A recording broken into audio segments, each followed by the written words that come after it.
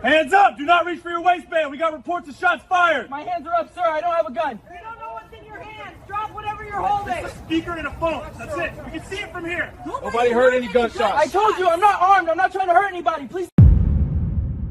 This happened right in there on a residential street in Seattle, and it almost turned fatal in minutes.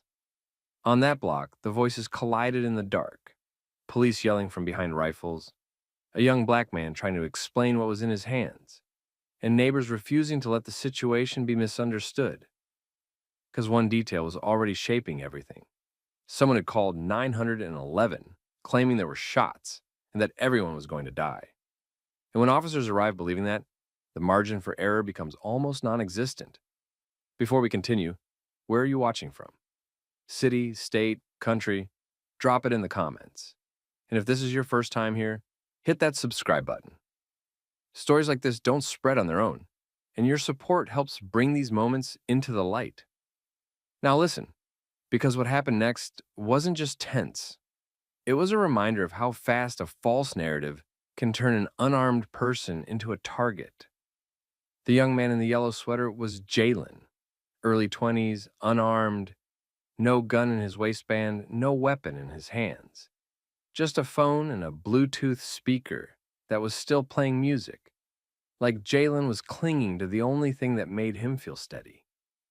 He wasn't acting like someone planning violence.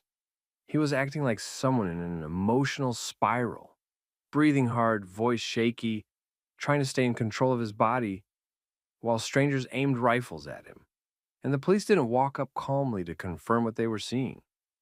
They took positions from a darker stretch of street, kept their distance, and aimed rifles toward Jalen, as if the speaker in his hand could suddenly become something else.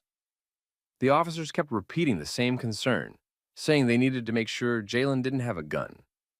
Jalen kept repeating the same message back, telling them he didn't have a weapon, telling them he had nothing on him, and explaining that what he was holding was just a speaker. He stayed respectful, even calling them sir, like politeness could protect him. But the problem was bigger than Jalen's words. The problem was the call that came in before police ever laid eyes on him. Whoever called 911 didn't say there was a guy upset outside. They reported the worst possible version. And once that kind of report hits the radio, a normal object can get treated like maybe a gun, and a scared pause can get treated like non-compliance. That's how tragedies get manufactured, one assumption stacking on top of another. The only reason this didn't move in that direction is because Jalen wasn't alone. Not for long. Neighbors were already outside when police arrived. Some had seen Jalen earlier and understood what this really was. A young guy having a moment and trying to cool off. He'd been upset, stepped outside, and at one point, slapped a stop sign in frustration. One loud metallic smack. And then music started playing. That was it. No gunshots, no chaos. Just stress spilling over in public. So when the cruisers showed up and rifles came out, the neighbors recognized the danger immediately. Not from Jalen, but from the way Jalen was being treated. You could hear it in their voices. They weren't yelling to be disrespectful. They were yelling to correct the story before it got someone hurt. They called out what was obvious from their angle. Jalen was holding a phone, and he had nothing on him. One neighbor even said outright that the rifles were making the community more afraid than Jalen was, and demanded the officers calm down. That wasn't dramatics. That was honest fear. Because everybody on that street understood the basic math. When rifles are aimed at a panicked person and the shouting keeps escalating, the risk doesn't go down. It goes up. Jalen stood there with his hands raised, trying to obey while also trying not to fall apart. The speaker stayed in one hand, the phone stayed in the other, and the officers kept barking commands that didn't always match each other. One wanted him to drop what he was holding. Another wanted him to move. Another wanted him frozen. And Jalen, already overwhelmed, looked like he was trying to solve a puzzle where the wrong answer could cost him everything. He kept repeating the same facts, like he was trying to build a shield out of the truth. No weapon, no gun, just a phone and a speaker. On the sidewalk, more neighbors stepped out.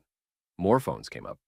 People began filming from different angles, because if this went bad, they wanted the world to know what they saw. And it matters, because when there are witnesses close enough to see what's in someone's hands, it becomes harder to rewrite the story later. The officers, though, stayed locked into the 911 framing. They spoke and moved like they were dealing with someone armed, someone dangerous, someone who had to be controlled from a distance. Jalen kept speaking like a person begging to be seen correctly, repeating again that he didn't have any weapon. The neighbors backed him up louder, pointing out again what was in his hands. One neighbor, with a steady camera voice, narrated the visible details clearly. Hands up, phone, speaker, no weapon. Another neighbor kept talking directly to Jalen, telling him to stay where he was, move slowly, and breathe. Because they weren't just watching police.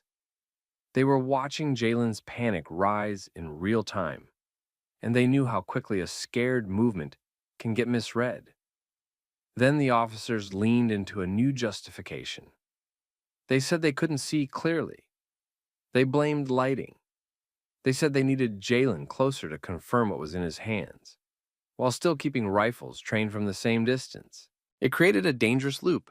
Police stayed back with rifles, then blamed the distance for why they couldn't confirm what the neighborhood was already confirming with their own eyes. And the longer that loop went on, the more tense Jalen became. He wanted to comply, but the situation was set up so any movement could be interpreted as the wrong movement. A small shift of weight got shouted at. A glance downward got shouted at. Any lowering of his hands, even slightly, triggered more yelling. That's the trap of encounters like this. The person with the least power is expected to perform perfect calm under the most pressure. Then the commands collided again. One officer demanded Jalen walk toward them. Another demanded he get on the ground. Jalen hesitated, caught between two instructions that couldn't both be followed at the same time. His knees bent like he was about to kneel. Then he stopped. Then he tried to speak again, like he was trying to keep the officers talking instead of reacting. The neighbors saw it immediately. That hesitation wasn't defiance. It was overload. They got louder. They told officers to stop yelling at him, insisted he wasn't armed, and called out that the police were escalating the situation. The officers ordered people to back up, but the neighbors didn't disappear. They didn't rush the officers. They didn't touch the officers. They didn't try to handle Jalen themselves. They stayed close enough to witness, close enough to film, close enough to keep reality in the room. And that's when one bystander made the move that changed everything. His name was Evan. He wasn't screaming. He wasn't performing. He was watching the logic of the situation collapse. He could see the pattern. Police kept their distance, kept rifles up, demanded Jalen prove he wasn't armed, and used "we can't see" as the reason the standoff had to continue. Evan stepped forward carefully with his hands visible and his body language calm, doing exactly what police say they want from the public. Then he offered a solution. He asked Jalen if he wanted him to walk up with him, and he made sure the officers heard it. An officer accepted immediately, but Jalen, overwhelmed, refused, making it clear he wasn't walking toward rifles. He said he was just getting on the ground. Evan didn't argue with him. He stayed close anyway. He positioned himself right beside Jalen, close enough that Jalen wasn't isolated anymore, close enough that officers had to acknowledge people were willing to stand with him. Around them, more neighbors tightened in, not to confront police, but to make it impossible for Jalen to be treated like a faceless threat. And the officers, still holding rifles, had to confront a new reality. This wasn't going to happen in silence. It wasn't going to happen unseen. And if they made the wrong decision here, there would be evidence, witnesses, and a community ready to tell the truth. And then the police did something that said a lot without saying it directly. They went to the radio. Over the police radio, officers reported that community members were actively hindering them. They framed the neighbors' presence, people filming, people calling out what they could see, as interference. And that's the part you need to sit with. Because the neighbors weren't blocking a rescue. They weren't surrounding officers. They weren't touching anyone. They were witnessing and correcting a false narrative in real time. But to the officers, that kind of public accountability can feel like a problem because it reduces the space for, "I thought I saw," and "I felt threatened" later on. So on the radio, the officers asked for permission to disengage. They weren't asking because Jalen suddenly became less of a threat. They were asking because the situation had become too visible to control. The street looked thin, nearly 20 people watching, and several neighbors closed around Jalen, close enough that there was no way to claim they didn't know what was in his hands. Jalen, still shaken, did what he'd been saying he wanted to do all along. He got down, slowly, carefully. The neighbors kept talking to him as he moved, telling him to stay calm and go slow. And finally, the instruction came back. The officers were told they could back off. Officers began stepping back. No arrest, no found weapon. And as the cruisers pulled away, the neighbors didn't celebrate. They didn't spike the moment for the camera. They did what people do after something that almost goes horribly wrong. They exhaled, checked on Jalen, and tried to bring him back down to earth. By the next morning, what happened on that block wasn't staying on that block. Neighbors had videos from multiple angles, and those clips started circulating fast. First in local group chats, then wider. As it spread, police radio language became part of the conversation too, especially the claim that community members were hindering. Some people tried to frame the neighbors as the problem, but the neighborhood pushed back with one simple point. They didn't interfere with safety. They created it by staying present, filming, and repeating the visible facts so the situation couldn't be rewritten afterward. And for Jalen, the aftermath wasn't viral. It was personal. He still had to come down from the fear and adrenaline of being treated like a threat while already in crisis. The neighbors checked on him, made sure he wasn't alone, and kept the focus where it belonged. This should never have gotten that close. The neighborhood understood the hard truth. Jalen's safety that night came from a community refusing to step back and let a false story control the outcome. And Jalen, whether he said it out loud or not, was left with a different kind of reality too, knowing that people on his block didn't just watch. They stood with him when it mattered. By the end of that week, the story had settled into something the neighborhood couldn't unsee. On paper, police could describe it as a response to a high-priority call. They could say they acted out of caution. They could point to procedure and talk about uncertainty in the dark. But the people on that block remembered the part that mattered most. Jalen was never armed. Jalen never had a gun. Jalen was holding a phone and a speaker, and he was having a crisis, nothing more. And that's what made the night so dangerous. Because once a false shots fired narrative enters the system, it doesn't just bring police to your street. It brings a mindset that treats every movement like a threat and every pause like guilt. In that mindset, the truth doesn't automatically win. The truth has to be seen. The truth has to be said out loud. The truth has to be recorded. That's what the neighbors did. They didn't fight the police. They didn't take over the scene. They didn't turn it into chaos. They did something more effective. They refused to let Jalen be isolated, and they refused to let the story be rewritten while it was still happening. They gave Jalen something a lot of people don't get in moments like this: a circle of witnesses close enough to say confidently what was real. And because of that, Jalen went home that night alive. Not because the system worked perfectly, because the community did. So here's the question for you. If you were on that sidewalk, what would you have done? Would you have backed away and hoped for the best? Or would you have stayed present, filmed, and calmly repeated what you could see? Drop your thoughts in the comments. And if this story hits you, share it with someone who needs to hear it. And don't forget to subscribe for more real-life story times like this, because these stories don't get told unless we keep telling them. This is your last chance! Roll the window all the way down and step out of the vehicle, now! My hands are up, officer. I'm not armed. I'm on my way to pick up my son from school. I'm just asking why this is turning into something more than a traffic stop. You're being non-compliant. You're refusing lawful... When the officer raised his baton toward the driver's side window, Andre already knew what was coming. He sat in the driver's seat with both hands high on the steering wheel. The officer stood inches from the window, telling Andre that this was his last chance, that if he did not follow every instruction exactly as ordered, the window would be broken and he would be pulled out. Andre tried to keep his voice steady as he spoke through the small gap of the half-open window. He told the officer that his hands were visible, that he was not armed, that he was on his way to pick up his son from school. He repeated that he was not refusing anything. He was only trying to understand why this simple traffic stop was suddenly being treated like a dangerous arrest. The officer responded that Andre was non-compliant, that he was ignoring lawful commands, that his behavior was suspicious and a threat to officer safety.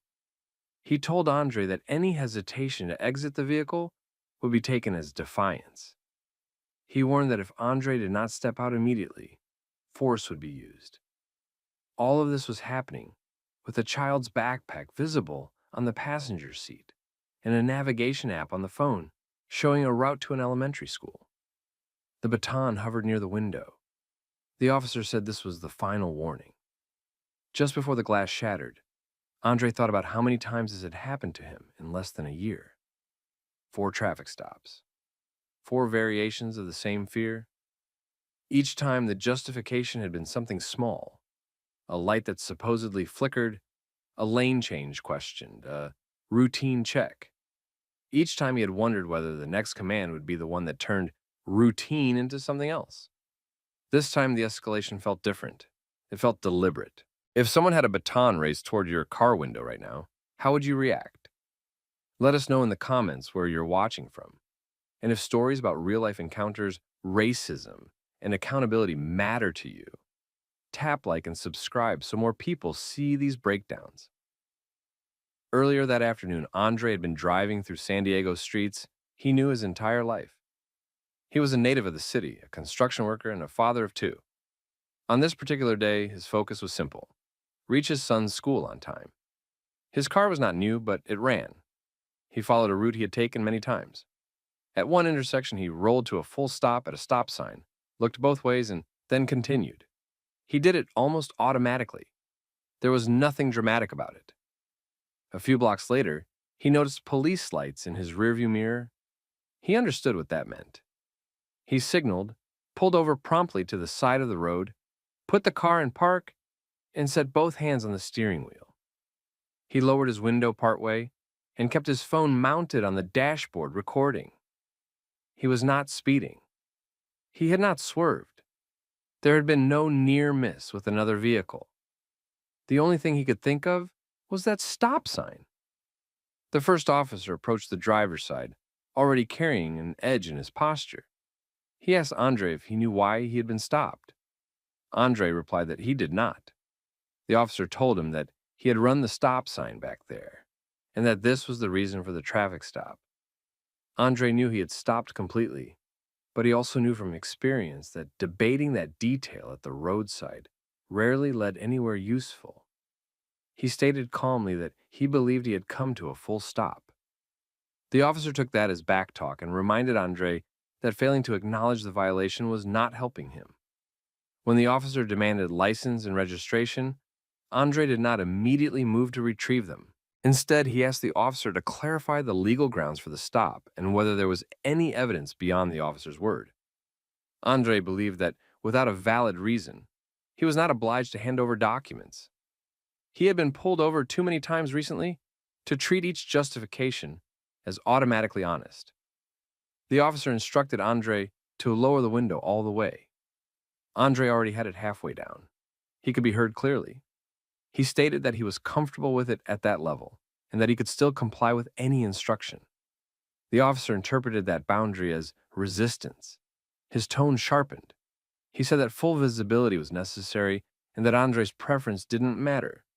He repeated the order to roll the window all the way down. Andre stayed calm. He stated that he was not refusing and that he was willing to cooperate, but he also mentioned that he was recording and that his hands were in plain sight. He asked if he was being treated as a threat for any specific reason. The officer did not provide a clear reason. Instead, he shifted to a familiar script, mention of non-compliance, warnings about consequences, references to danger. He told Andre that if he did not immediately obey every command, he would be removed from the car. A second police vehicle arrived. A backup officer stepped out and moved toward the passenger side. Now Andre had 2 uniforms around him, 2 body cameras, and the static tension that comes when one officer feeds off another's assumptions. The second officer asked quietly what was going on. The first officer told her that the driver had run a stop sign and was now acting suspicious, refusing to roll the window all the way down and not exiting the vehicle promptly when told. He described Andre as potentially armed and dangerous, even though he had seen no weapon, no sudden movement, no direct threat. Andre heard the phrase armed and dangerous and understood what it meant in practice. Justification for force, justification for a sudden escalation. He repeated from his seat that he was unarmed, that he was a construction worker heading to pick up his son, and that he wanted to keep his hands visible and record the interaction for his own safety. The first officer did not respond to the content of those words. Instead, he raised his voice and declared that Andre was refusing lawful commands. He warned that failure to exit the vehicle immediately would result in officers having to extract him. He stated that this would include breaking the window if necessary. The second officer watched Andre closely. From her position, she could see his shoulders, his hands, the quiet rise and fall of his chest. She said more to the first officer than to Andre that the driver appeared calm. The first officer rejected that assessment. He argued that calm behavior could be a tactic, that in his experience, drivers could switch from calm to violent quickly. He repeated that hesitation itself was a warning sign. Andre was now faced with a choice he knew too well: either exit the car in a way that made him feel exposed and unsafe, or stay seated and be labeled non-compliant. He tried one more time to slow things down. He stated that he was willing to exit, but wanted to understand whether he was being detained for a simple traffic infraction or something more, and whether he was under arrest. The warning was repeated. If Andre did not exit the vehicle immediately, the window would be broken and he would be removed by force. The baton was lifted. The second officer murmured that the driver did not appear to be resisting. The first officer decided that this did not matter. The baton came down on the glass. The first strike was enough to fracture the window into a tight web of cracks. A second blow pushed the fragments inward. The glass broke away in a sudden burst, scattering pieces across Andre's lap, the seat, and the pavement outside. Some shards grazed his forearms and neck, but he kept his hands up. As soon as the opening was large enough, the first officer reached in through the broken window. He grabbed Andre's wrist in a hard grip and used the leverage to yank the door handle from the inside. The door swung open. Andre's was pulled sideways toward the gap. Andre did not swing, shove, or twist toward the officer. He tried to move with the direction of the pull to avoid making any sudden movements that could be interpreted as resistance. Despite that, the officer began issuing rapid commands, telling Andre commands that overlapped each other, even as Andre was already being physically dragged from the car. Once Andre's feet hit the ground, the officer twisted his arm behind his back and walked him forward several steps before leaning him against the side of the car. The motion was rough enough to make Andre's shoulder ache. His cheek came close to the metal, and he could feel glass crunching under his shoes. The second officer moved to the other side of Andre's body and assisted in bringing his other arm behind him. Together, they secured handcuffs around his wrists. During this, Andre kept his voice as level as he could manage. He stated more than once that he was not resisting and that he had not made any sudden movements. The officers did not acknowledge that. They continued to frame their own actions as a response to resistance, even though the physical reality did not match that description.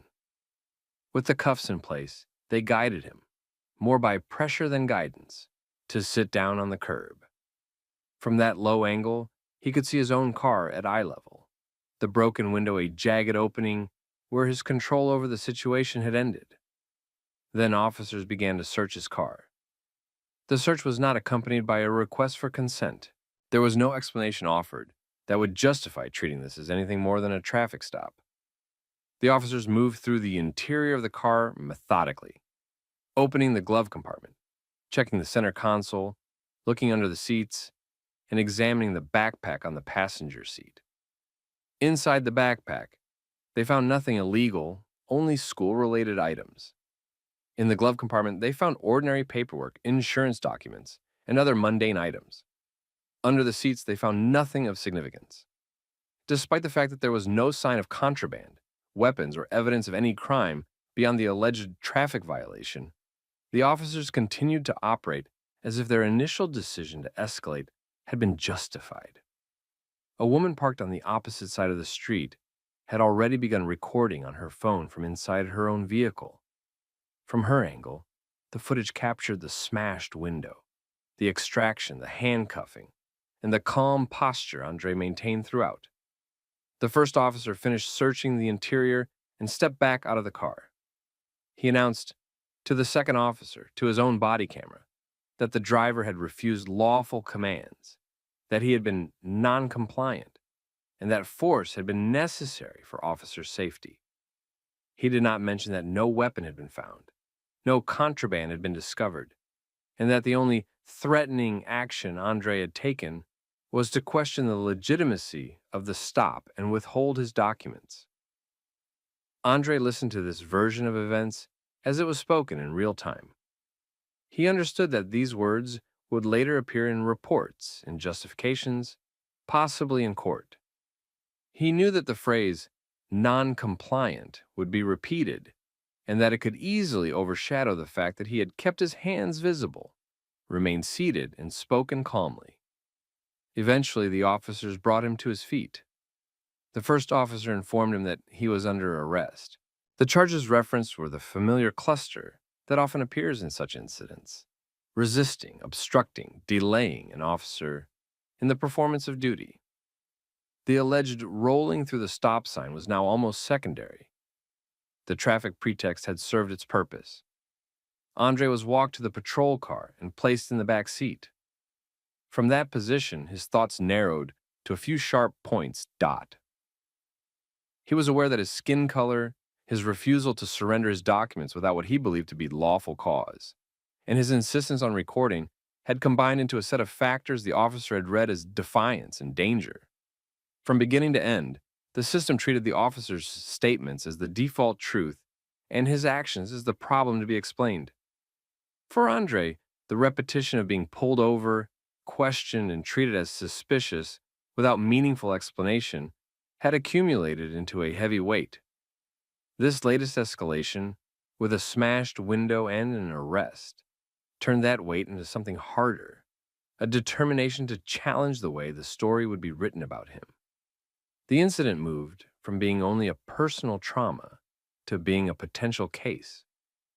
After the arrest, Andre decided he would not let the broken window and the non-compliant label become just another line in a police report. He collected what evidence he could. His own phone recording showed him seated with his hands visible. A bystander's video showed the officer smashing the window and pulling him out while he stayed controlled. When his case was reviewed by lawyers, the pattern was clear. He was a black driver stopped on a disputed traffic claim, treated as armed and dangerous without any real basis, forced out of the car, searched, arrested, and then described on paper as the problem. The lawsuit they filed against the San Diego Police Department focused on 4 main points: excessive force, illegal search, unlawful arrest, and racial profiling. In legal terms, the argument was simple. There was no solid reason to treat him as a threat. His refusal to hand over documents and fully lower the window by itself did not justify breaking the glass and dragging him out. The search of his car was done without consent and without real probable cause.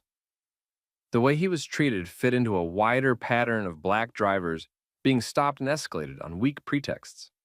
As the case moved forward, internal investigators and city lawyers had to compare the officers' written reports to the actual footage. Faced with public attention, video evidence, and legal pressure, the city agreed to settle. Andre received compensation for the damage, the arrest, and the impact on his life. More importantly, the case pushed the department to adjust its policies. The changes were not dramatic, but they were real. Tighter rules on when officers and renewed attention to racial patterns in traffic stops. Inside the department, the incident did not stay invisible. The officer who smashed the window faced discipline and a sustained finding that his use of force was out of line. The case was used in training as an example of what happens when non-compliance is used as a catch-all instead of dealing with what is actually in front of the officer. For Andre, the settlement did not erase the memory of glass hitting his lap or the feeling of being pulled out in front of strangers. It did not remove the tension he still felt when patrol lights appeared behind him, but it did give him something most people never get: official recognition that what happened to him was wrong, not just unfortunate. Over time, his case became one of those examples people in the community pointed to when they talked about policing and race. It showed how quickly a routine stop could be escalated and how critical it was to have cameras, records, and the willingness to challenge the official version. The larger lesson was straightforward. Power will often describe calm resistance as danger, especially when the person in the driver's seat is black. But when that story is confronted with evidence and pushed into the open, it can be challenged. Policies can shift. Future stops can play out differently, even if only slightly, because one person refused to let their experience be quietly filed away. For anyone watching this story, the questions are direct. Would you have had the courage to hold your ground the way Andre did? Have you seen traffic stops where the reaction didn't match the reality? Share your thoughts in the comments. If you know someone who needs to understand how these situations actually play out, send this story to them. And if you want more real, grounded stories about racism, power, and accountability, make sure you subscribe so you don't miss the next one. You came flying down this street. If I had stepped out 1 second earlier, you would have hit me. I was going slow. You don't get to talk to me like that in my... Yes, hi, I'm a resident here, and there's a man driving dangerously through our neighborhood. I'm really scared. Can you send some... He came flying down, blew the stop sign, jumped out, and came right at me. I felt really threatened. Ma'am, on the 911 call, you said he nearly hit you and blew through a stop sign. In the video, he stopped well before you, and I'm not seeing a stop sign in that spot. Can you clarify exactly where this almost collision happened? Well, I mean, it felt close. Maybe not like inches, but it... When the story began, 2 police cars were already parked on Adrian Ellison's street. Adrian stood near his own mailbox with his phone raised, recording. His SUV was a few steps away, driver's door open. Across from him, a white neighbor, Caitlin Davis, was talking quickly to the officers. Her focus was on convincing them that he was the problem. She told them he had driven too fast through the neighborhood. She told them he had almost hit her. She told them he had gotten out of the car in a way that made her feel threatened. She described herself as a scared resident who had to call 911. She described him as an aggressive driver who had confronted her for no reason. Adrian, still and controlled, told the officers something very different. He explained that he lived in the house right behind him. He explained that he had only driven down to the mailbox from his own driveway. He stated that he had been going slowly and that there had never been a moment where she was in danger. He also explained out loud for his recording exactly where his car had been, where she had been standing, and how far he was from her when he stepped out. He wanted those details clear in case later someone tried to rewrite them. From the outside, it looked like a familiar scene: a crying white neighbor describing fear, a black homeowner insisting on facts, and officers deciding whose version to treat as reality. In that moment, 3 things were happening at once. Caitlin was trying to turn her fear into proof. Adrian was refusing to accept a story that turned him into a threat at his own mailbox. The officers were deciding what would go into their report. If they accepted her version, his short drive could become an incident of reckless driving and harassment. If they accepted his, it would be a false alarm that needed to be documented very differently. For Adrian, that decision was the difference between walking back into his house and possibly being treated as a suspect in front of it. Before we go back and see how this even started, where are you watching from? Comment your country, state, or city. It's always interesting how these everyday stories reach people everywhere. And if you want more real, modern stories about racism, lies, and actual accountability, with no exaggeration and no fantasy, hit like and subscribe so you don't miss the next one. All right, here's how it got to this point. Adrian was 48 years old and long retired from the NFL. He had played wide receiver, taken the hits, earned a ring, and then stepped away. Now his life was quieter. He owned the house on that street, paid his bills, minded his business, and tried to stay off camera unless he chose otherwise. He knew his neighbors mostly as faces and first names. Some recognized him as a former player. Others just saw him as the tall black guy on the corner lot. Either way, he kept interactions polite and short. Adrian also understood something very clearly. Being calm, successful, or known did not change the fact that situations with police could turn dangerous for black men over almost nothing. He had seen enough videos to know that sometimes the first story told to 911 was the one that stuck. Because of that, he had a personal rule. If anything ever felt wrong or escalated too fast, he would record. He would narrate what was happening. He would not rely on memory alone. On the day this happened, nothing about his routine was special. He had been at home working, checking messages, and going through a normal afternoon.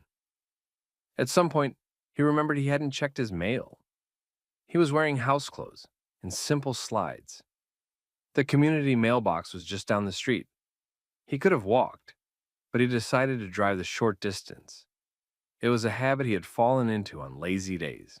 He got in his SUV, pulled out of his driveway, and rolled down the street slowly. There were no kids in the road, no cars cutting through, no sudden obstacles. To him, it was a simple, careful drive of a few seconds. As he approached the mailbox, he braked normally and prepared to step out. On the other side of the street, Caitlin saw something different. She watched his SUV come down the road and, in her mind, decided it was too fast. She stepped closer to the edge of her property, paying more attention. By the time Adrian stopped near the mailbox, she had already formed a story in her head about a speeding car and a careless driver. That story did not match what his speedometer had shown, but it was the one she believed. When he opened his door to get out, she responded as if a line had been crossed. She moved toward the situation, raised her voice, and began accusing him of speeding and almost hitting her. Adrian felt the tone immediately. It went from nothing to serious in seconds. And because of everything he had seen happen to people who looked like him in similar moments, he did not argue first. He picked up his phone and started recording. What he did next, what she said next, and how quickly that turned into a 911 call is what set up the scene with the patrol cars. When Adrian hit record on his phone, the situation had already jumped several levels past normal neighbor disagreement. He had just stepped out of his SUV. He was looking at a neighbor crossing into the street, voice already raised, hands already moving. Caitlin began by accusing him of speeding. She said he had come down the street way too fast for a residential area.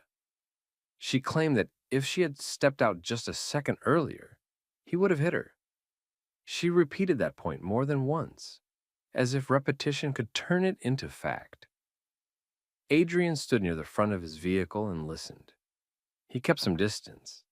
He did not step toward her. He did not match her volume. He simply responded that he had been going slowly, that there had been no close call, and that he lived just a short way up the street. As the exchange continued, Caitlin's focus shifted from speed to whether he had broken a rule and more about whether he would accept her version of what had just happened. When he pushed back on her claim that he had almost hit her, she seemed to interpret it as defiance. Her tone sharpened. She moved slightly closer, although still not within touching distance, and began framing his disagreement as aggression. She accused him of being confrontational. She suggested that he was trying to intimidate her. Adrian, sensing the pattern he had seen in so many other situations, did not raise his own voice. That was when she pulled out her phone.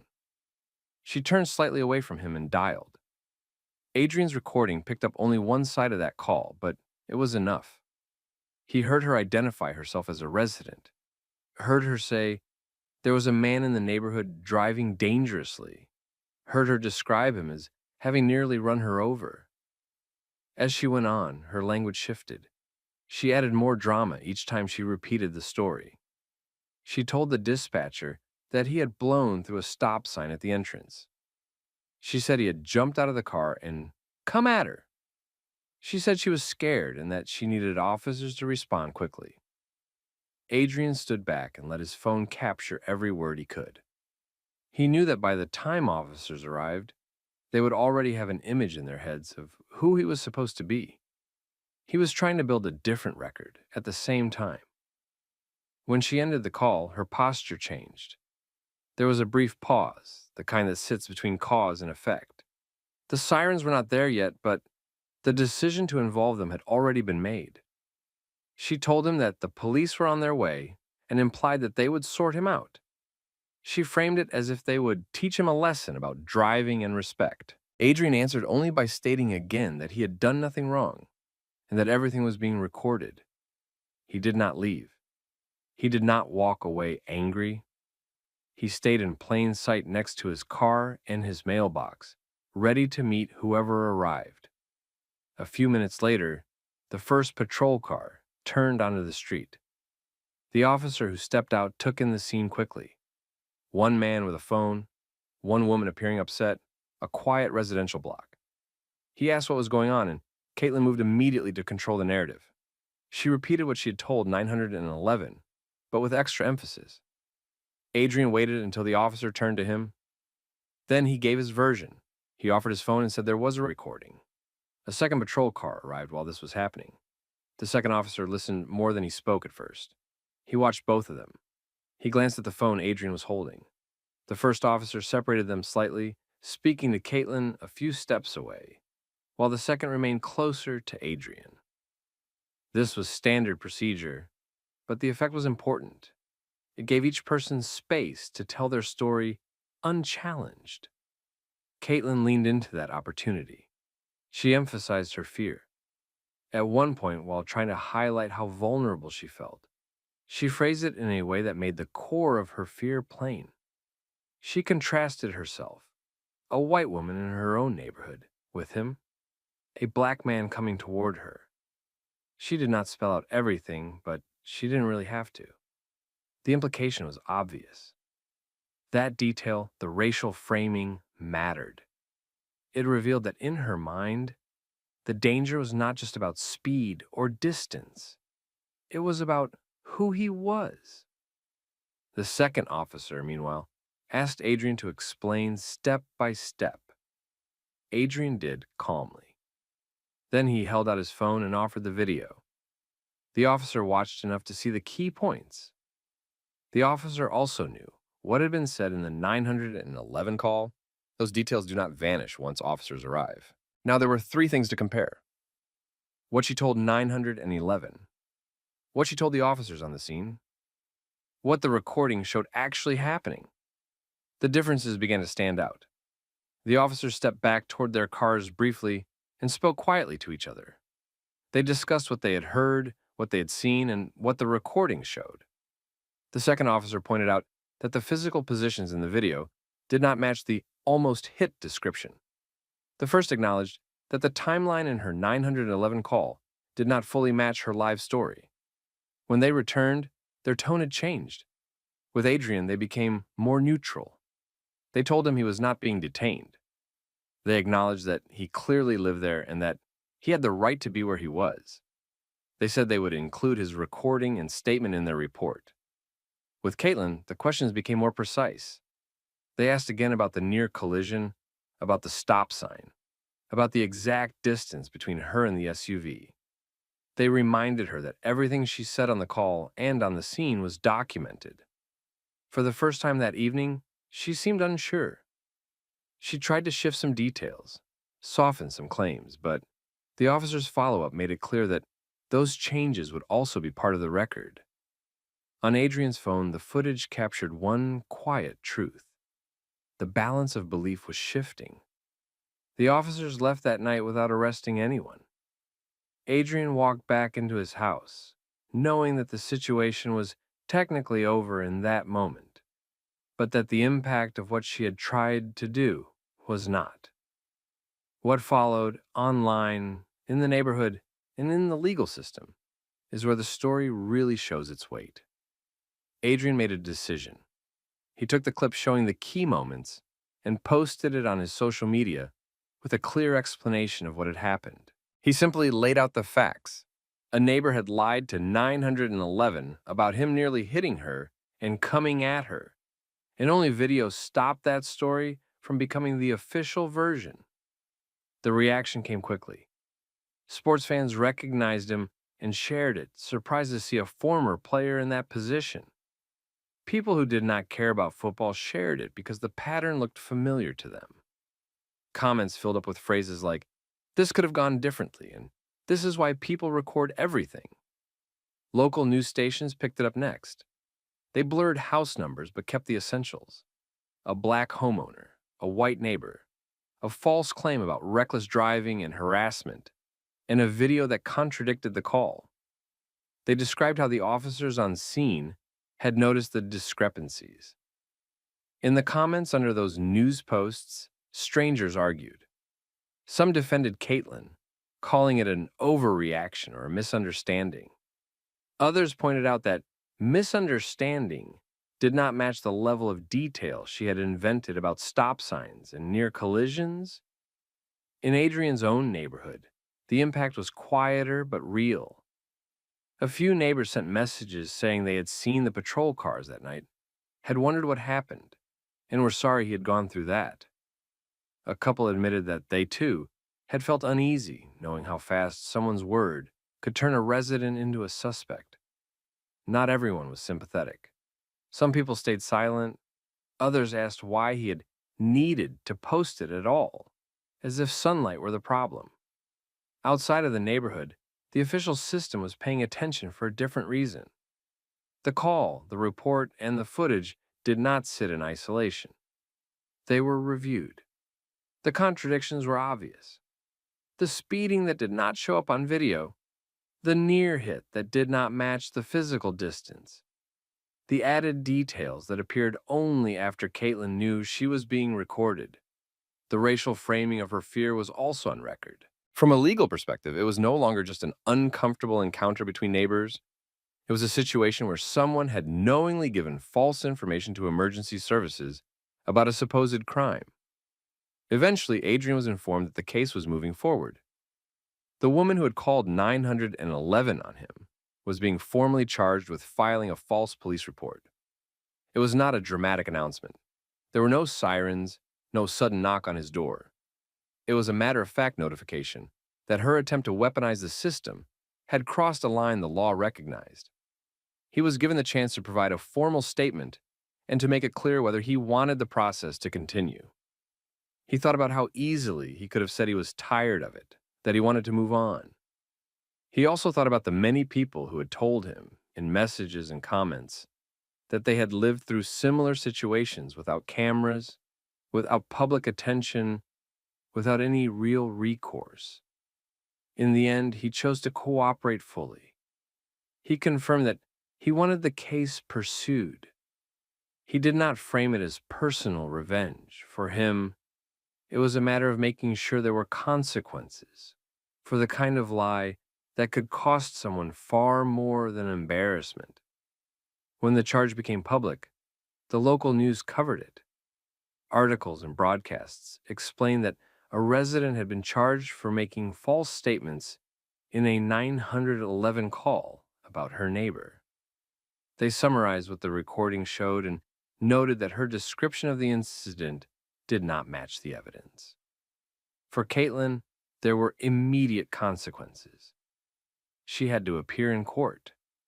She faced the reality that her name would be attached to the charge in public records. She was no longer just the concerned neighbor in her own story. She was the person accused of lying to the police. The legal process did not turn into a long televised trial. With the recordings and reports laid out, the evidence weighed heavily against her. In the end, she accepted responsibility through a plea. The result was a conviction related to the false report, along with penalties that included probation, community service, and required participation in educational programs instead of jail time.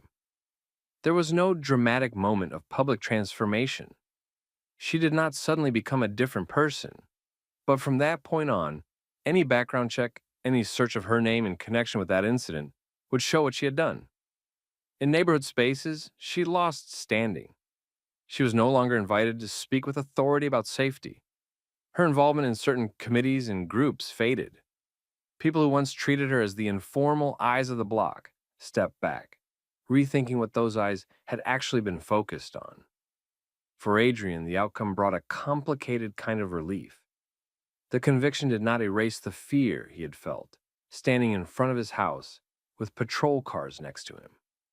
It did not erase the knowledge that without video, the night might have gone in a completely different direction. But it did something important. It put, in official language, that what had been done to him was wrong. He continued talking about the incident when invited to, not to relive it, but to underline a pattern. He explained how a false narrative, built on bias, could almost become reality in front of officers. He emphasized how critical it was to protect people from being turned into suspects by someone else's prejudice. Over time, the case contributed to broader conversations in the city. Local officials discussed the misuse of 911 for non-emergencies driven by bias. The police department reviewed its training and reminded officers to weigh what they see and what recordings show against what they are told. That is the real center of this story. Not just that a lie was told, but that the lie met a record that held up under pressure. It showed how much power one person's fear can have, when that fear is believed without question. It also showed what can happen when that fear is challenged with facts, documentation, and persistence. So now it comes back to you watching this. What would you have done in Adrian's place? Have you ever been in a situation where someone's version of the story put you at risk or protected you? Tell your thoughts and experiences in the comments. Somebody reading might need to see they're not alone. And if you want more grounded, realistic stories about everyday racism, boundaries, and real accountability, not just outrage, but what actually happens next, make sure you like this video, subscribe to the channel, and share this story with someone who needs to see it. More stories are coming. You walked off your post. I went to check my clock out time. My replacement is already here. She's sitting right there. That's a violation of policy. You walked off your post. You're fired. You do not get to yell at me. Do not yell at me. I'm not going to argue with you. You walked off your post. You're fired. That's it. You're done here. No, you cannot. So imagine this. You've been on your feet for 12 hours straight, guarding a lobby, dealing with deliveries, badge checks, people coming in late, people arguing about parking, all of it. Your replacement finally shows up, sits at the desk, and you take literally a minute to walk into the back and check what time you're supposed to clock out. And when you come back, some random guy you've never met looks you in the face and says, "You walked off your post. You're fired." That's exactly what happened to Marcus. In this video, we're talking about Marcus Hall, a Black independent contractor working security and operations in a big office building. He doesn't work for the building. He works at the building through a contracting agency. Big difference. By the time this starts, it's late at night. Marcus is exhausted. His replacement, Dana, is already sitting at the desk. All he does is step away to check his official clock-out time. Enter Tyler. Tyler's a white gig worker brought in for extra help that night. No title, no supervisor badge, nothing. But the second he sees that post empty for a moment, he decides this is his chance to play boss. The situation starts with Marcus already pushed to his limit, but still calm. "You do not get to yell at me. Do not yell at me." And that's when Tyler hits him with, "You're fired," like he owns the place. In the next part, I'll walk you through that confrontation step by step and show you exactly how this fake boss moment fell apart. All right, let's break down how this even started. Marcus is at the tail end of his 12-hour shift. It's late, the lobby is quiet, and he's just trying to wrap things up correctly. He's been watching that front desk all day. People coming in without badges, delivery drivers asking where to go, tenants complaining about doors being locked, all the normal stuff. Finally, his replacement, Dana, shows up. She signs in, puts her bag down, and Marcus walks her through the basics. Which doors are locked, which packages came in late, who called about what. Normal handoff.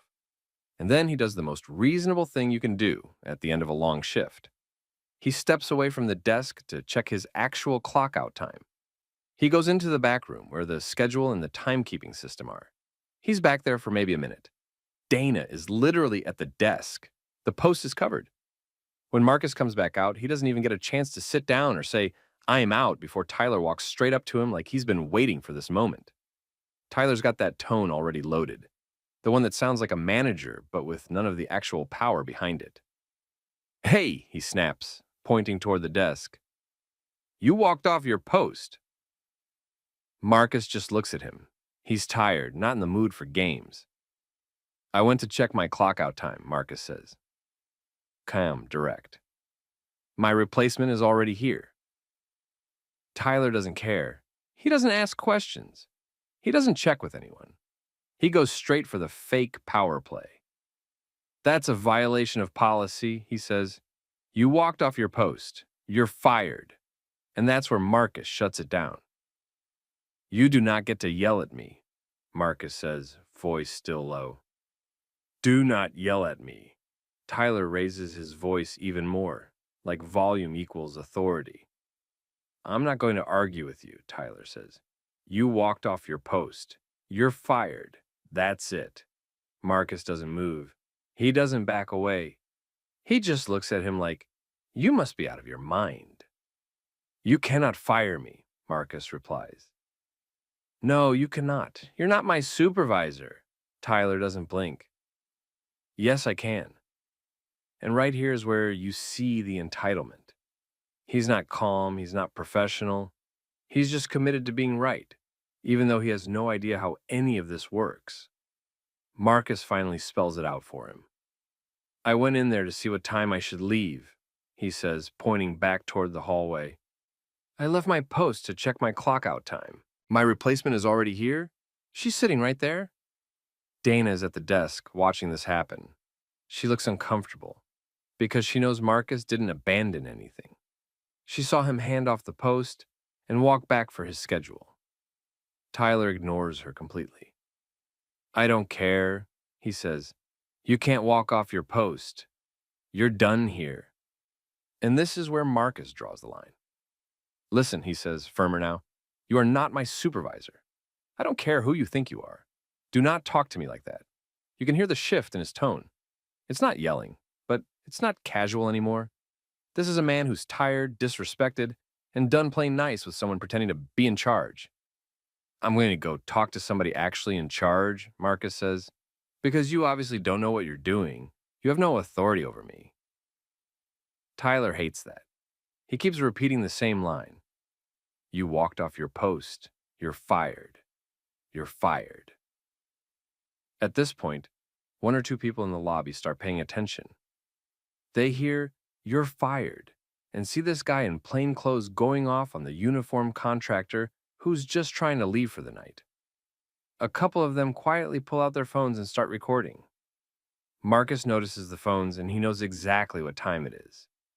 He angles himself slightly so his face and Tyler's voice are clear in the shot. He looks right at Tyler and says, "One more time. You do not get to yell at me. You're not my supervisor. I'm going to talk to the people who are in charge." And then he does the smartest thing you can do in that moment. He stops arguing. He doesn't curse him out. He doesn't swing on him. He doesn't storm out. He simply turns away from Tyler and walks toward the office, where the real management is. And Tyler, he's still standing there talking to nobody insisting, "You're fired," while the people who actually matter are starting to get the full story, and the cameras are quietly catching all of it. In the next part, we're going to get into what happened after Marcus left that lobby, how those videos hit social media, and why the internet instantly clocked this guy as a male Karen trying to play boss. After the lobby incident, Marcus leaves, finishes his shift properly, and goes home. He's tired and annoyed, but he keeps it professional. No scene, no yelling, just out. When he finally checks his phone, he realizes the situation has already left the building. Those bystanders who pulled out their phones, their videos are already online.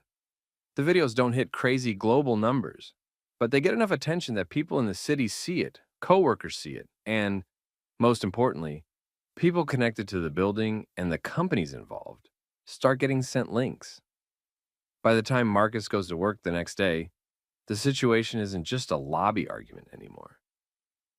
Next, we'll get into what happens when he walks back in, what management tells him, and how the fake "you're fired" turns into very real consequences for the wrong guy. Next day, Marcus goes back to work like normal. He shows up on time, walks through the same lobby, same doors, same desk. The only difference now? He knows there are videos out there. He just doesn't know who's seen them yet. He signs in, and before he can even fully settle, the building operations manager, Miss Ruiz, asks to speak with him. They step into a small office off the lobby.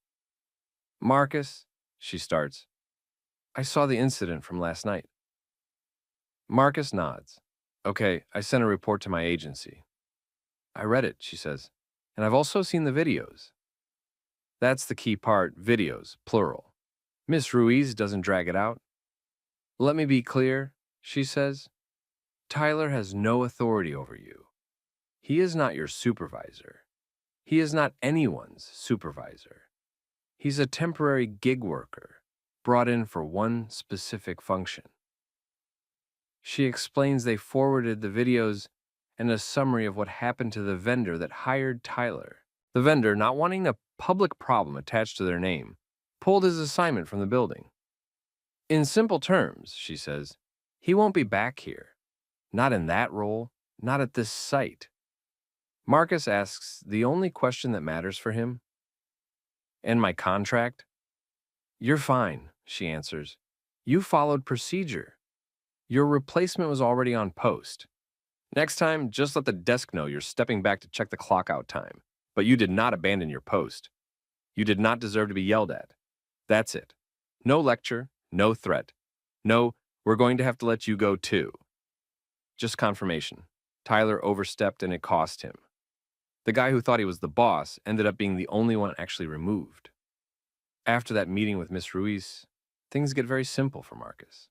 He keeps coming in, doing his job, same uniform, same desk, same routine. The only real change is how people act around him now. A couple coworkers pull him aside on different days. "I saw that video, man. You handled that better than I would have." "Glad you didn't let him talk to you crazy." Dana, his replacement from that night, quietly tells him, "I told him exactly what happened. I said I was already on post when you went to check your time. You didn't do anything wrong."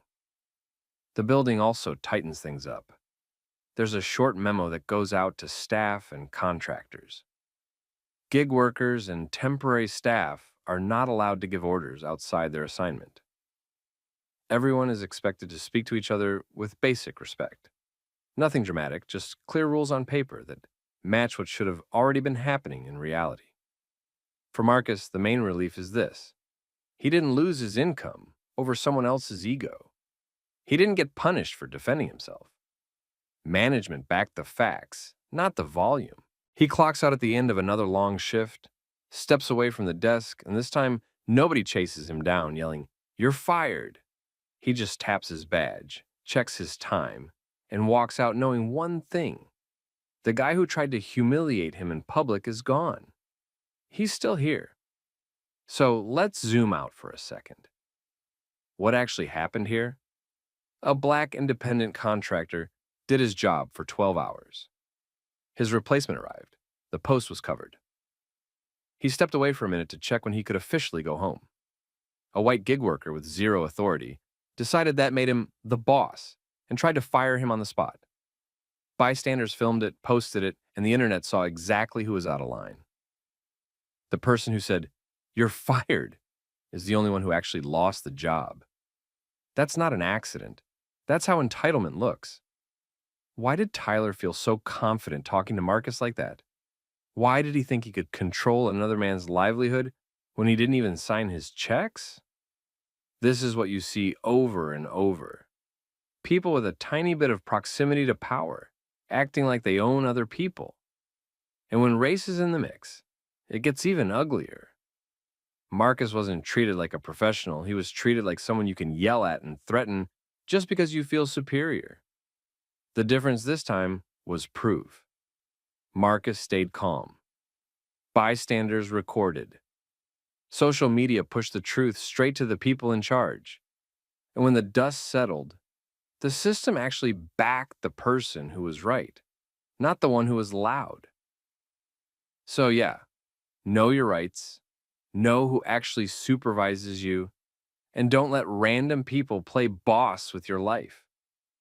If you want more real stories like this, racism, entitlement, and accountability actually landing, make sure you subscribe, hit the notifications, and stick around. These stories are happening every day.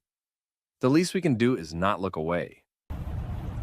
Show me your driver's license. For what? You didn't pull me over. We're just sitting here. What do you need my ID for? Because you want to run your mouth to me. We were buying food. Suspicious for buying groceries? You're acting suspicious. Suspicious how? What crime are you saying happened? All right, let me paint this picture for you because it starts like one of those moments you never expect to turn into anything. Miguel and Tiana had just finished a regular grocery run after work. Nothing stressful, nothing chaotic.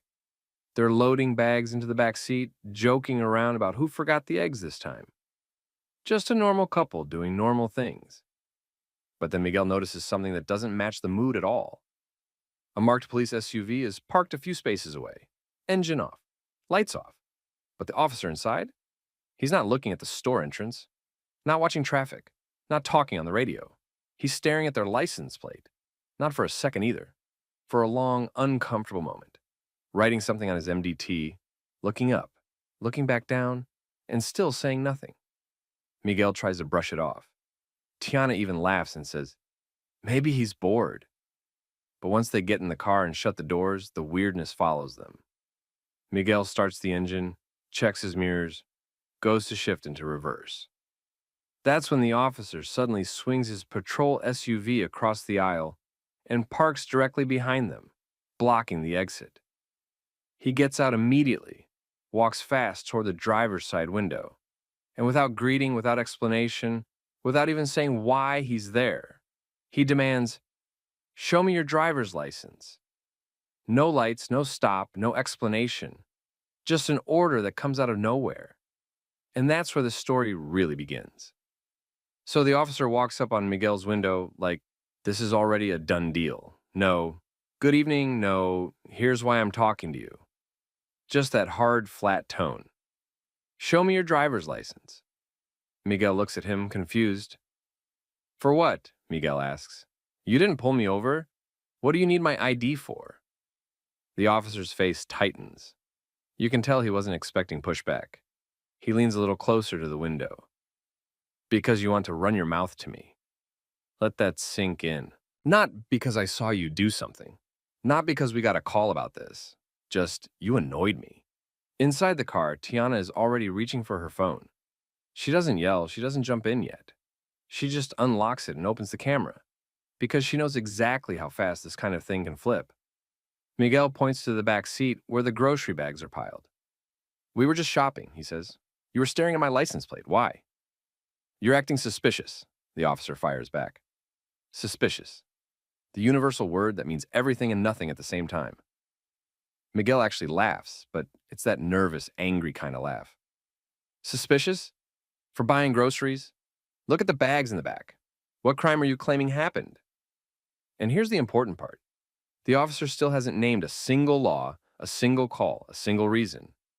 He's in full uniform with a patrol SUV blocking them in, demanding ID, but he can't explain what this even is. Traffic stop? Investigation? Random power trip? Tiana finally speaks up. Are we being detained or something? She asks. What's going on? The officer ignores her and turns his attention back to Miguel. License, he repeats. Now. Miguel shakes his head. He keeps his hands on the steering wheel where everyone can see them. Not until you tell me why, he says. What's your name, officer? And that touches a nerve. I'm not getting a supervisor, the officer snaps like he's answering a question nobody asked yet. That right there tells you a lot. Nobody mentioned supervisors, but he already knows he doesn't want one. Tiana answers that for him. You're off duty, she says. If you're off duty, why are you stopping people? Because at some point in the back and forth, he did drop that line. I'm off duty, but I'm still a cop. He wanted the authority without the rules. He leans further into the driver's window, close enough that his words hit them with spit. The angle on the phone catches part of his shoulder patch and the side of his face. Because I don't know what you guys are doing, he says. And there it is, not a crime, not a report, just you guys. Miguel stays calm, but you can hear the frustration in his voice now. We're buying food, he says. We walked out of a store with a receipt and bags. You blocked us in with your car, and you still can't say what we did. If this is a legal stop, say what it is. If it's not, we're leaving. The officer's tone gets sharper. You try to leave, you're going to have a problem, he warns. Tiana's voice is quieter, but it cuts through everything. He's not even telling us what this is, she says to the camera. He just jumped out at us. Miguel looks straight at the officer. Call a supervisor, he says. Right now.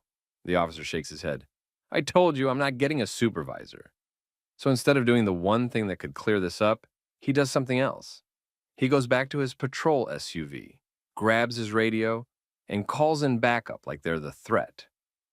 From inside the car, you can hear bits of it through Tiana's recording.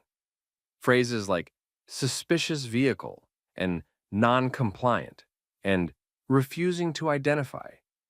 Notice what's missing. Any actual crime. Tiana turns the camera toward herself for a second. We tried to stay calm, she says quietly. He just keeps pushing. Minutes later, you hear sirens in the distance. A second patrol car is on the way. And this is where the whole thing shifts. Because that next officer, he's the one who's about to decide if this stays an ego trip or gets shut down by the actual law. By the time the second patrol car rolls into the lot, the whole energy has shifted. You've got Miguel and Tiana sitting in a parked car with grocery bags in the back. You've got one uniformed officer who's already escalated this way past normal. And now you've got a new unit pulling up, lights on, trying to figure out what exactly he's walking into. This is Officer Luis Herrera. He steps out of his car, calm, hands visible, scanning everything. He sees the setup right away. One patrol SUV blocking a parked vehicle, no cars crashed, no alarms going off, no one yelling except the first officer who looks way more worked up than the couple. He walks over to Crowley first. They speak a few feet away from the car. You can't hear everything on Tiana's recording, but you catch pieces. Suspicious vehicle. Refuse to identify. Running his mouth, you don't hear words like theft, assault, hit and run. Anything you'd expect in a real situation. Just attitude and vibes. Herrera listens, nods, but his face doesn't match the story. You can tell he's already skeptical. Then he comes to the driver's window, where Tiana is still recording. All right, what's going on, guys? He asks, calm voice. Miguel explains it straight. We were just shopping, he says. We came out, got in the car. He was staring at our plate, then he blocks us in, demands my ID, but he can't say what we did. No lights, no traffic stop. We asked for a supervisor, he refused. Tiana adds, he leaned into the car. He's in my face, spitting while he's talking, getting mad because we're asking questions. He couldn't even tell us what we did. He just jumped out at us. Herrera looks at the grocery bags in the back. He looks at Miguel's hands on the wheel. Then he looks over at Crowley, standing off to the side, arms crossed. You can almost see the decision forming in his head. He turns back to Miguel. Okay, Herrera says, keeping his tone professional. Let me be clear with you. As far as I know, we don't have any reasonable suspicion of a crime. There's no reason for a traffic stop. You're not required to identify yourself. That's it. That's the line that shuts the whole thing down. He just quietly confirms on camera what everyone watching already knows. This isn't about a crime. This is about pride. The camera catches Miguel exhaling, that kind of long breath you let out when you realize you were more scared than you wanted to admit. Thank you, he says, because he made it sound like I had no choice. Tiana keeps the camera on Herrera. We asked for a supervisor, she says. He said he wasn't calling one. Is that normal? Herrera hesitates for half a second. You can tell he's trying not to throw another cop under the bus in public, but he still keeps it honest. You always have the right to request one, he says carefully. And if a stop is happening, there should be a clear reason for it. Translation: no. This is not how it's supposed to go. He looks back at Crowley. Do you need anything else from them? He asks. Crowley doesn't answer. He just shakes his head, frustrated. Herrera turns back to the couple. You're good to go, he says. Sorry about this. And that's it. No ticket, no warning, no, I'll let you off this time. Just, you're good to go, which is basically another way of saying, you shouldn't have been stopped in the first place. They pull out slowly, still recording, and drive home. Later that night, they sit at their kitchen table, replaying the video. You can hear the officer's words clearly. You're acting suspicious. I'm not getting a supervisor.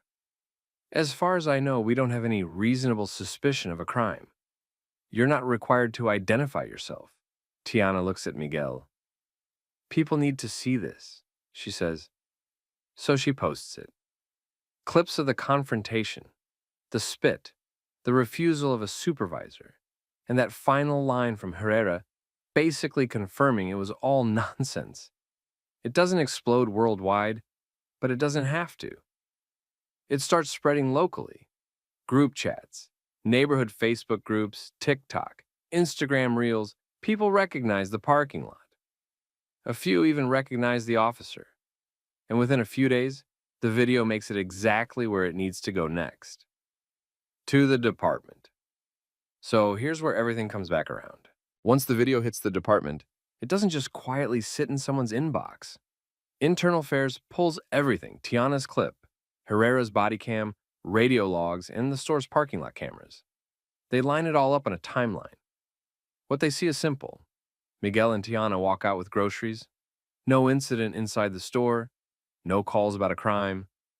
Crowley sits in his patrol SUV, runs their plate, then blocks them in. He demands ID because you want to run your mouth. He refuses a supervisor. Herrera arrives and clearly states, we don't have any reasonable suspicion of a crime. There's no reason for a traffic stop. You're not required to identify yourself. There's no way to spin that into misunderstanding. They call Crowley in for an interview. He leans on all the standard phrases. Officer safety. Suspicious behavior. Non-compliant driver. But every time he says something, they roll the footage back and compare it. There's no aggressive movement from Miguel. No threats. No crime reported. Just a guy asking, for what? What did we do? And a woman asking for a supervisor. And then Internal Affairs does something else. They pull his history. Prior complaints. A couple of counseling sessions on file. A previous incident note about discourtesy and improper contact while off duty. So now it's not just one bad day. It's a pattern. The recommendation that comes out of IA isn't light. It's not retraining. It's not 3 days unpaid. They send it up the chain with one word at the top: termination. The chief reviews everything. The city attorney looks at it too, because they know if they keep this guy on, that video is going to be Exhibit A in every future complaint. A few weeks after the incident, the department drops a short public statement. No names, no apology, big enough to match what happened. Just a line saying that. An officer involved in an off-duty contact that did not meet department standards is no longer employed with the department. Inside the station, everyone knows exactly who they're talking about. For Crowley, that's the drop. Badge turned in. Gun turned in. Access cut off. He doesn't get walked out in handcuffs, but he does get walked out without a uniform, without a job, and with a video online that shows exactly why. His ego started that parking lot encounter. The camera finished it. After the dust settles, life doesn't magically go back to normal for Miguel and Tiana, but it does get quieter. A few days after the statement goes out, they each get a call from a detective in internal affairs, letting them know the investigation is officially closed and appropriate action has been taken. They already know what that means. The officer from the parking lot, gone. For Miguel, it's a weird mix. On one hand, he's relieved. So let's pull this all the way together. You've got a black couple just buying groceries. You've got an officer in full uniform in a real patrol car who decides that staring at their plate, blocking them in, and demanding ID because you want to run your mouth is somehow part of the job. And then you've got the quiet, simple sentence that blows the whole thing up. As far as I know, we don't have any reasonable suspicion of a crime. You're not required to identify yourself. That's the part I really want you to sit with. Because Miguel didn't do anything special, he didn't scream, he didn't swing, he didn't try to be a lawyer. He just asked the most basic questions. For what? What did we do? What crime are you saying happened? Can we get a supervisor? And when that failed, the camera did the rest. Here's the reality. Some people put that badge on and think it's a free pass to act on their feelings instead of the law. And some people put that same badge on and actually follow the law, like Herrera did, right there in that parking lot. So the lesson here isn't that cameras magically fix everything. They don't. But they do something important. They stop people like Crowley from hiding what they really did behind a report and some vague phrases. If Miguel and Tiana hadn't recorded, what do you think the story would have looked like on paper? Suspicious vehicle. Non-compliant driver. Refused to identify. Instead, we have the real version. And in the real version, the wrong person lost their job. If you want more breakdowns of real situations like this, everyday racism, power trips, and people actually getting held accountable, make sure you subscribe, hit the notifications, and stick around, because this stuff isn't rare. It's just finally getting caught on camera.